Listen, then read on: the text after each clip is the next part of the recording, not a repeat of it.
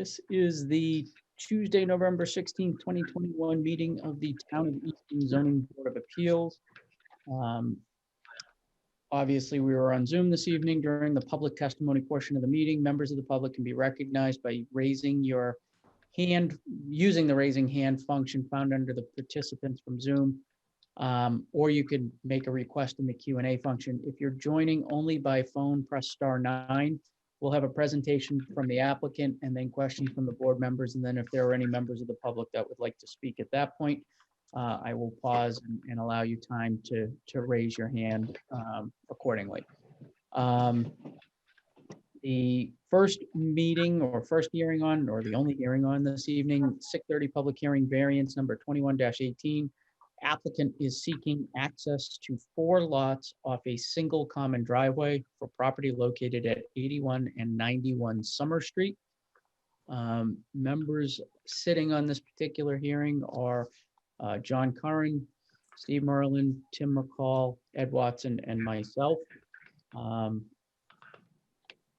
Mr. McCall, would you like to read any notices or comments?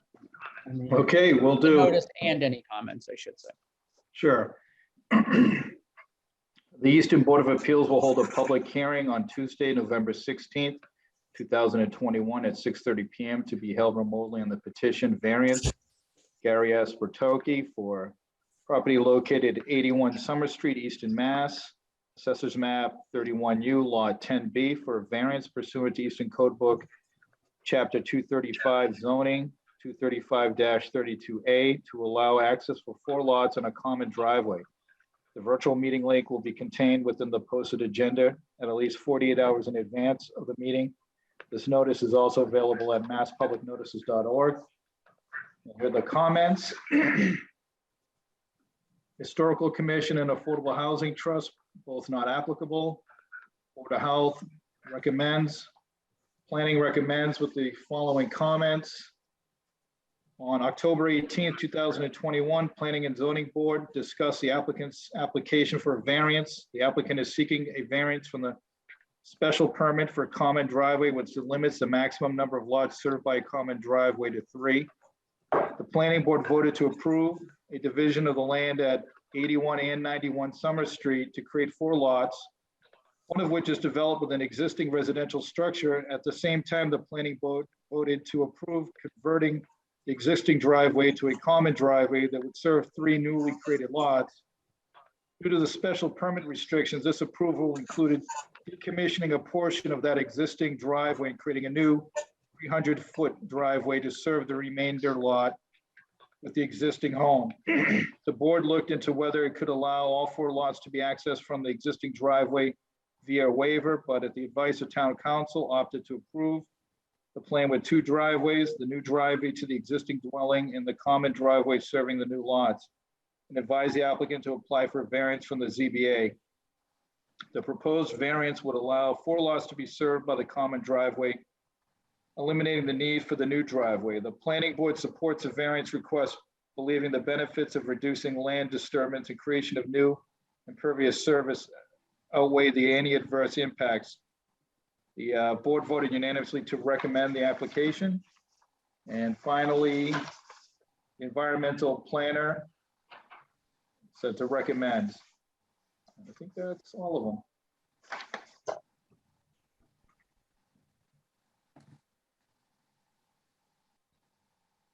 Mr. Chairman, you're on mute. Sorry about that. Thank you. Let me turn the hearing over to Mr. Diaz, if you would like to make a presentation. There is somebody else here. I don't know if you're expecting somebody else to join you this evening, or Possibly the applicant, Mr. Bertocchi, but other than that, I don't think so. it's just initials on the person that is signed in. So No, I don't think they're with me. okay. Why don't you go ahead and tell us what the relief is that you're looking for? I think we understand, but if you want to give it an overview, and then we can go from there. Sure. Yes. Mike, I apologize for interrupting. Could I move for an adjournment for 5 minutes? I need to have a discussion with just the board.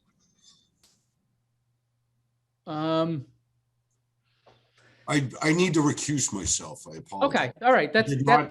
I did not realize, but I'm, I know someone involved in the, as a attendee. Okay, that's not a problem. We don't have to have a separate discussion. You can just say you want to recuse yourself. Jeremy's here. So he can, Thank you. so we will substitute Jeremy Kay for Ed Watson on this hearing. Yeah, I've never had to do this before, so I didn't No, know. that's fine. That's fine. Better now than at the end of it. So that's not a problem, Ed. Thank you. Yeah, Okay. I need to recuse. Yep, no problem. No problem.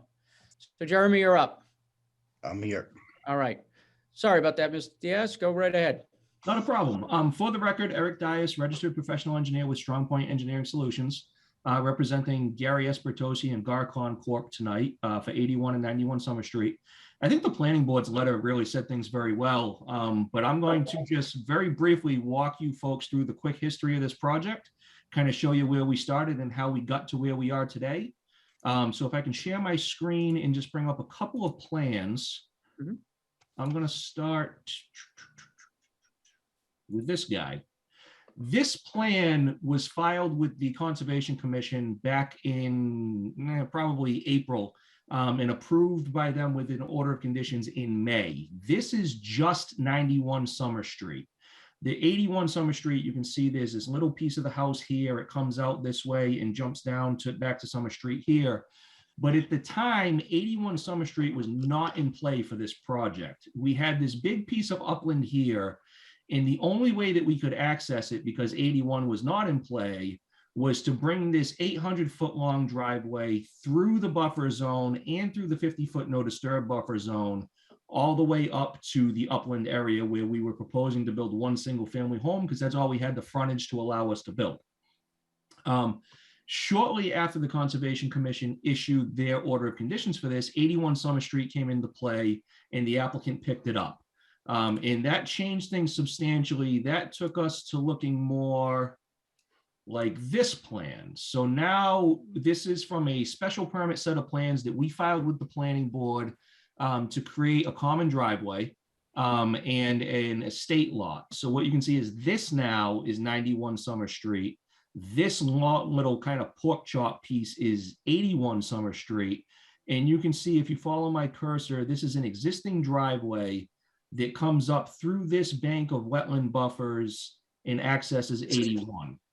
So what we proposed to do at the time, now that we had more frontage and area, we created 4 A&R lots, one of which being an estate lot back here. That gave us better access to the upland portion on 91 Summer Street through the driveway that was already in. You can see here on this plan, here is the hatched existing driveway coming up to a new proposed driveway to access 3 upland lots here. The issue with the zoning bylaw, well, not the issue with the zoning bylaw, but where it doesn't work for us in the way it's written right now, is that it only allows us to access 3 lots off a common driveway. So what we propose to do is actually break the existing pavement right where my cursor is and take the driveway that was originally permitted by the Conservation Commission to come all the way back here and shorten it and use that to access the existing dwelling in lot 4. So when we were out on the site walk with the planning board, I think a few of the planning board members came to the conclusion on their own and said, hey, does this make sense in this case? We've already got this kind of ready-made solution with the driveway that's here. Rather than making them break the existing pavement and repave a portion of the wetland buffer, can we just waive that?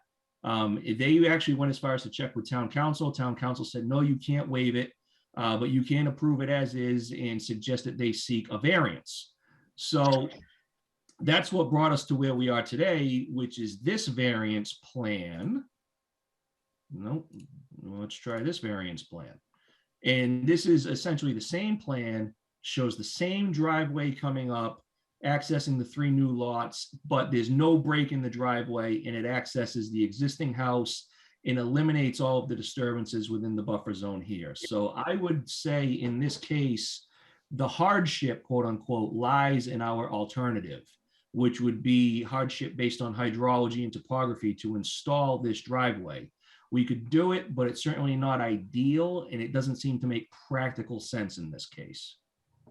So those are the finer points of it. I don't want to take too much time, but I'm glad to answer any questions. Thank you. I appreciate that. Any members of the board have any questions? Tim, go right ahead. This is a point of, I guess, order for the board. The driveway originally goes over the applications for 31U Lot 10B, but it looks like it's also included 30U 114, which is that bigger piece. Does that need to be put on the application, or is there any kind of, I mean, it looks like the driveway goes right over what the other piece, but then the additional parts would go over the larger parcel, and it's just not on the notice. I don't know if that's anything that we can correct quickly, or is it even an issue? I don't know. I mean, the same people, I'm sure, were given notice because they're all the abutters of the whole project, so.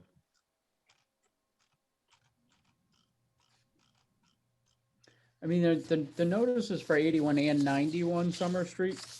Let me just see. Yeah, I mean, it's just that one small part, so that's a little off, so. Looking at it.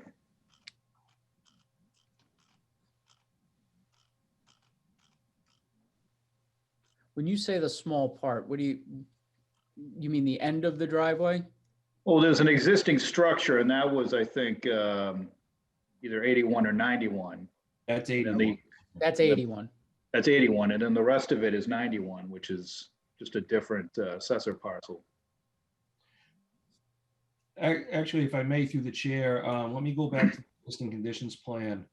I think in the current form, well, I guess I see what you're saying. In the existing form, based on this plan, that driveway is entirely on parcel 81, but it has since been, the lot has since been subdivided into a few different parcels.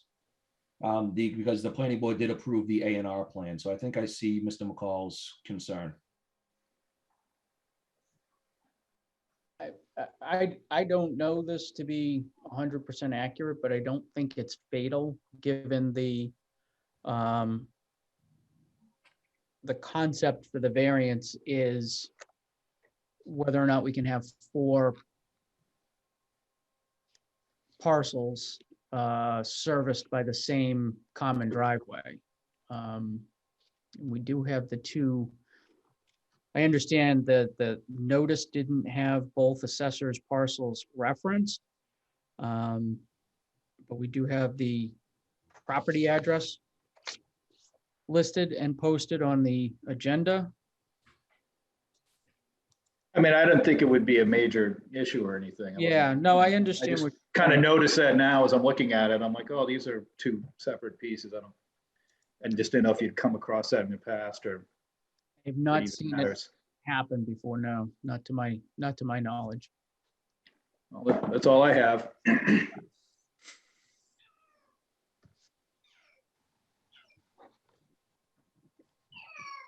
John, Steve, Jeremy, anybody have any questions? I have none. Steve, no? No, none for me. Jeremy? None. Okay. I don't have any questions either. To Tim's point, I don't think that is a fatal flaw in the application. I think we can still consider granting the requested relief if we're inclined to do so. If there are any members of the public that would like to speak, if you can use the raise hand function and let me know, I can give you a minute here.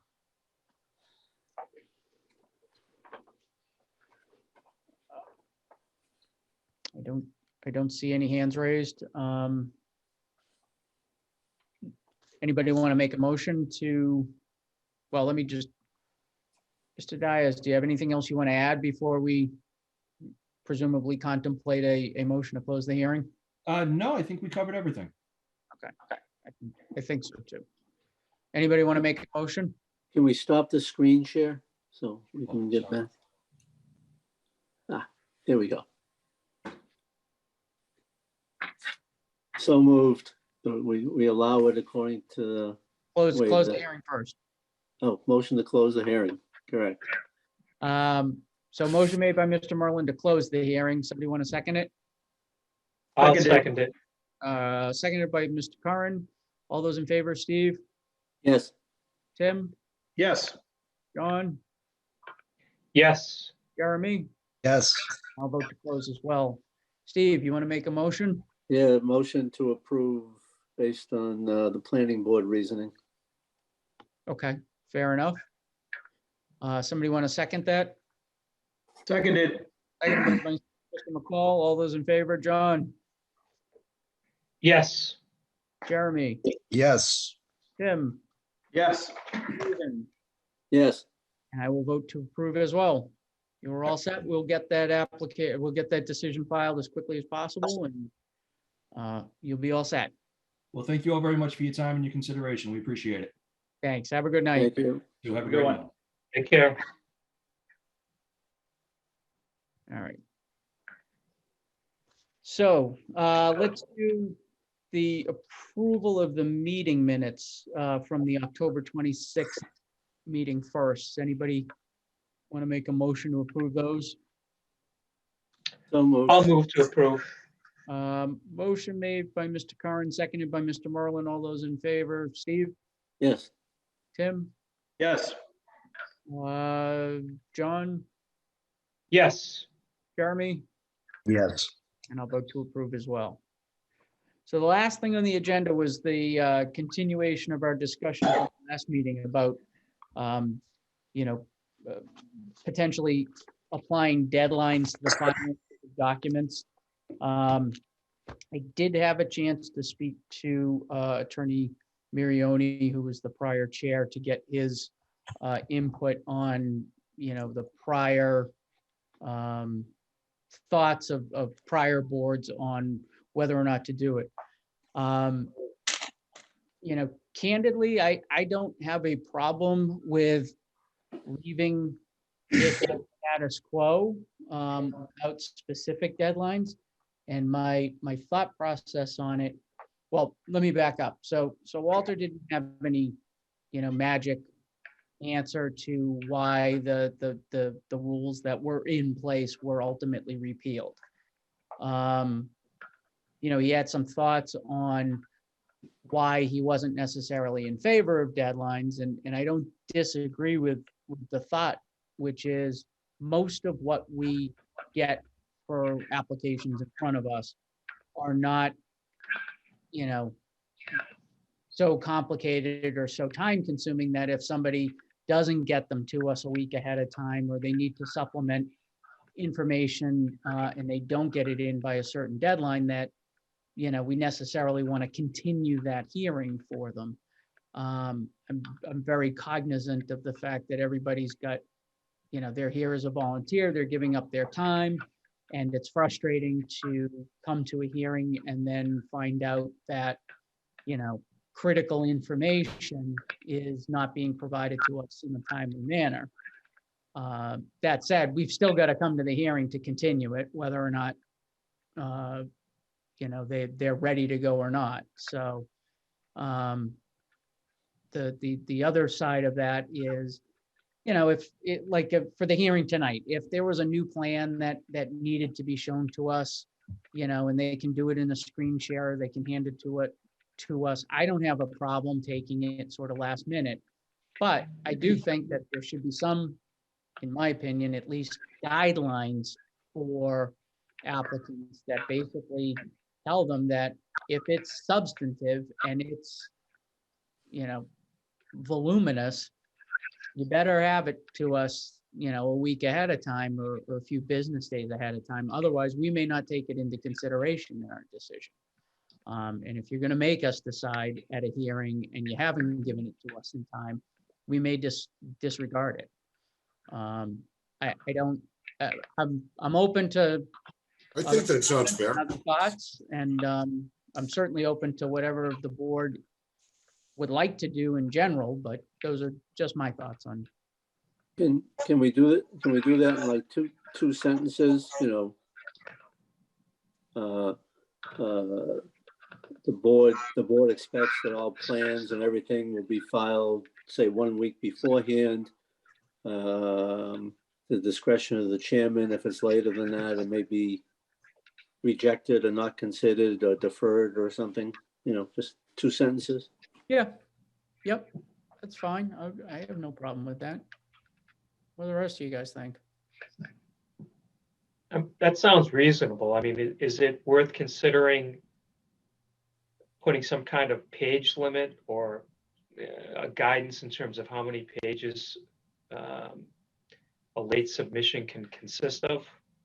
Yeah, I mean, because the issue that popped up the last time is that we were getting, a somewhat voluminous report a couple Right. hours before. I mean, that's, it's silly, honestly. to Yeah, think and that it's going to be given, digested. yeah, and given the fact that we didn't really have a lot else to do on that particular night for that particular application, it is understandably frustrating. I do agree with that.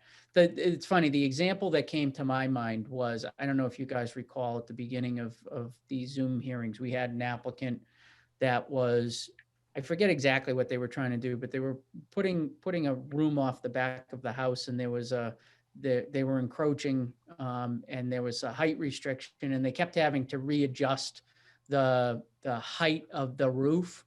Oh, yeah. I And they remember that came on back- Prospect Street. Yeah, they came back a couple of times, and finally, I think we approved their final design. But there were a couple of those hearings where they were sending us revised plans either the day of or during the hearing, and I don't want to have a line drawn in the sand that says you have to have stuff like that to us 7 days in advance, when we can really take a look at that and review it and digest it on the fly while we're there, because we want to get the applications processed and approved so that people can do what they're intending to do. Certainly like traffic studies, peer reviews, that kind of stuff. I agree. I think we've got to have at least some sort of guideline that says, we would expect and appreciate any substantive materials such as that they be, provided to the board 7 days ahead of time, five business days, 3, whatever it is, that everybody's comfortable with. But just give us enough time to look at it, so it's not 3 or 4 in the afternoon the day of the hearing. I think Steve's verbiage was the best. It's just discretion of the chair. I mean, trying to list every single report and every single plan that you're going to accept at a later date or not going to accept, sounds like sounds overly complicated. If you don't have it in a week, then it's under consideration and it may or may not be accepted. Yeah. Yep. And I forgot exactly what I said. I think it's expected that all documents will be submitted 1 week beforehand, in the discretion of the chair. They may be accepted or whatever, something like that, I said. Exactly. I don't know. Suzanne has something that I said. I'll work on this with Mike. Yeah. Yeah, I mean, I think it's, and to Suzanne's point from the last hearing, she said a lot of applicants do ask, when do they need to have, any supplemental materials? So I think it's helpful from her perspective to give them, the applicants, guidelines of what we expect. And again, without drawing, hard dates, that if they miss it for some reason, for something small, that we're going to just knock them out and continue them for a couple of weeks or a month or whatever. So, but that's fine. I think based upon that, I think it sounds like we're all kind of on the same page. So I think maybe we can put something together and have it circulated before the next hearing to. Yeah, that's fine. Okay.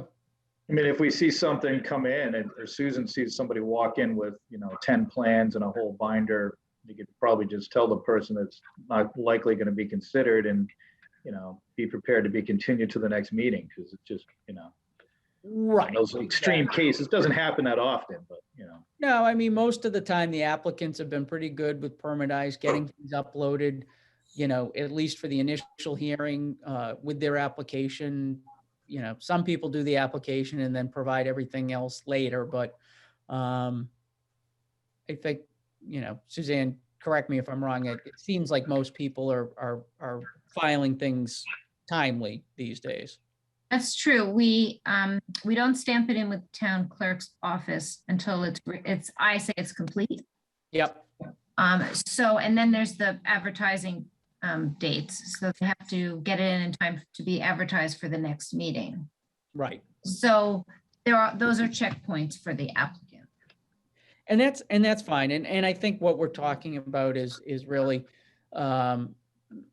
you know, major documents like peer reviews, traffic studies, that kind of stuff that tend to come in, you know, later. We would just caution applicants that if for some reason any of that stuff doesn't get to us until the day of the hearing, you know, we may decide that it's pointless to hear testimony and comments about what's in that study if none of us have looked at it yet. We may elect to ask the applicant to continue the hearing. But, you know, we haven't come across it too often, but I am sensitive to, you know, not sort of wasting our time. Sounds like a good plan. All right, let's, I agree. then I'll talk to Suzanne and we'll get something proposed and circulated before the next hearing. Which is in Okay. 2 weeks, 2 weeks. right? November 30th. 2 weeks. correct. So I've got nothing else. If nobody else has anything else, we can Yeah, move to adjourn. motion to adjourn made by Mr. Merlin, seconded by Mr. Curran?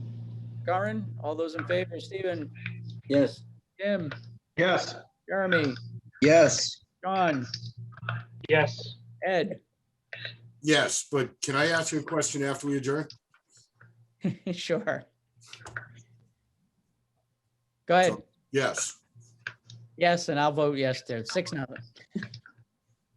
My question is when you have to recuse in the middle of a meeting, is there a specific procedure? I think what you did is fine. I mean, you didn't really, it's not like you came into the hearing ahead of time and knew you needed to recuse, but you started to listen to testimony, and then I don't know what the process would be. We'd probably do it the same way regardless of whether or not we were in person or here, but that's fine. Okay. Yeah. That was my only question. Thank you. No problem. All right. Right. Thanks, guys. Have a good night. Yeah. Thank Yeah. you. Have a nice night. Good night. Thank you. I know. Thank you. Good night. Bye.